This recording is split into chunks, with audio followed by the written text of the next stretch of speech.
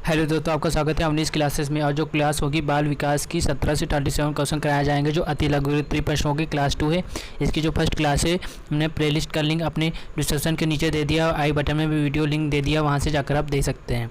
तो जो question 17 question है, पूछा है कि रुचि की किन्हीं दो विशेषताओं का वर्णन कीजिए। तो जो रुचि की प्रमुख दो विशेषताएँ निम्नलिखित हैं।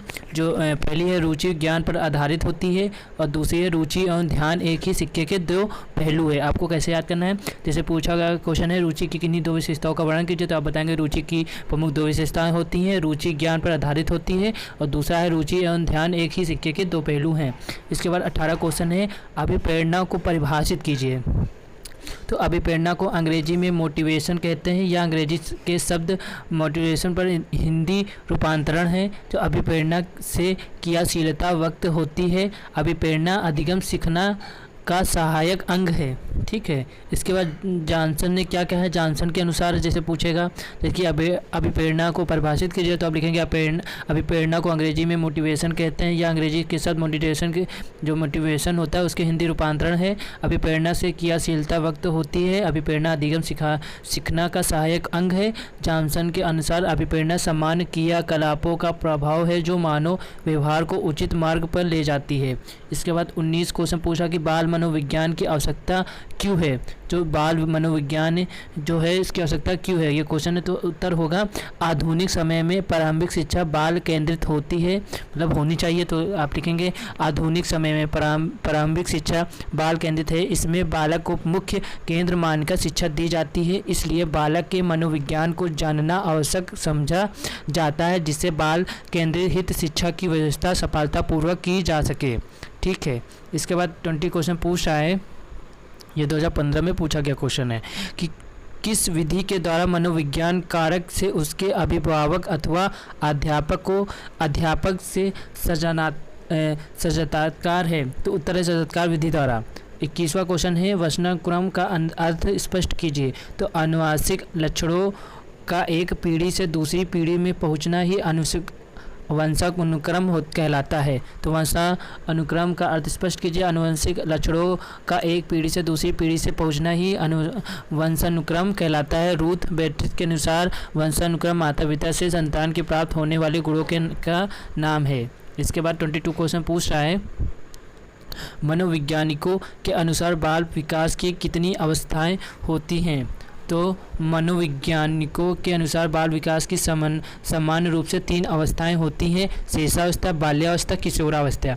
तो पूछेगा क्वेश्चन, मनोवैज्ञानिकों के अनुसार बाल विकास की कितनी अवस्थाएं होती हैं। तो मनोवैज्ञानिकों के अनुसार बाल विकास की सामान्यतः 3 अवस्थाएं होती हैं, शेषावस्था, बाल्यावस्था, किशोरावस्था।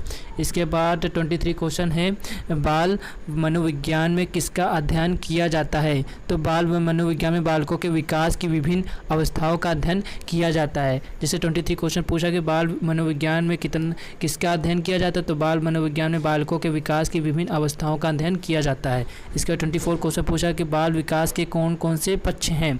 तो शारीरिक विकास, मानसिक विकास, भाषा विकास, संवेदनात्मक विकास, सामाजिक विकास, 1 2 3 4 5 होते हैं। तो बाल विकास में बाल विकास के कौन कौन से पक्ष हैं, शारीरिक विकास, मानसिक विकास, भाषा विकास, संवेदनात्मक विकास, सामाजिक विकास।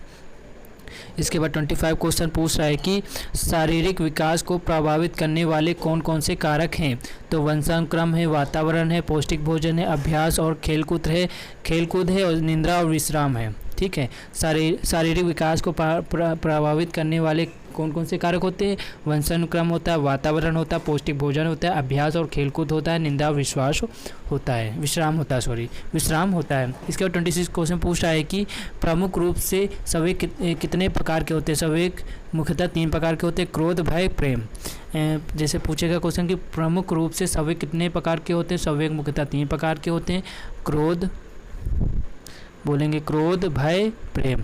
इसके बाद 27 क्वेश्चन पूछा कि बाल विकास की प्रमुख अवस्थाओं की आयु सीमा क्या है। तो शेषावस्था जन्म से 5 वर्ष तक, बाल्यावस्था 6 से 10 वर्ष तक, किशोरावस्था 11 से 18 वर्ष तक। तो बाल विकास की प्रमुख अवस्थाओं की आयु सीमा क्या है। शेषावस्था की है जन्म से 5 वर्ष, बाल्यावस्था की है 6 से 10 वर्ष, किशोरावस्था की है 11 से 18 वर्ष। इसके बाद 28 क्वेश्चन पूछ रहा है, ये 1922 में क्वेश्चन पूछा गया, तो आपको ये इंपॉर्टेंट क्वेश्चन है। 28 क्वेश्चन इंपॉर्टेंट क्वेश्चन है। तो पूछा अधिगम का अर्थ स्पष्ट कीजिए। अधिगम सीखने तथा सिखाने की सतत प्रक्रिया है। क्रो एंड क्रो के अनुसार ज्ञान और अभिवृद्धि की प्राप्ति ही अधिगम है। अभिवृद्धि जो होती है, अभिवृद्धि की प्राप्ति ही अधिगम है। इसके बाद 29 क्वेश्चन है वातावरण का अर्थ स्पष्ट कीजिए। वातावरण का अर्थ स्पष्ट कीजिए। तो सामान्य रूप में वातावरण हमारे चारों ओर विद्यमान वह सभी वस्तुएं हैं जो कि हमें प्रभावित करती हैं। 30 क्वेश्चन पूछा कि जिन पियाजे ने बौद्धिक विकास की कितनी अवस्थाओं का वर्णन किया है। तो जिन पियाजे ने बौद्धिक विकास की 4 अवस्थाओं का वर्णन किया है जो इस प्रकार है। इंद्रियजनिक गामक अवस्था, पूर्व सक्रियात्मक अवस्था, मूर्त सक्रियात्मक अवस्था, अमूर्त सक्रियात्मक अवस्था।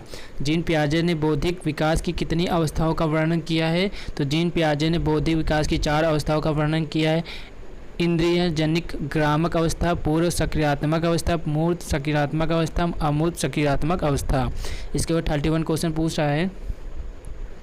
31 क्वेश्चन पूछा कि स्मृति किसे कहते हैं। सीखे हुए ध्यान को धारण करना ही स्मृति है। इसके बाद 32 क्वेश्चन पूछा है कि कोहलर ने सीखने का कौन सा सिद्धांत प्रतिपादित किया। सूक्ष्म या अंतर्दृष्टि का सिद्धांत।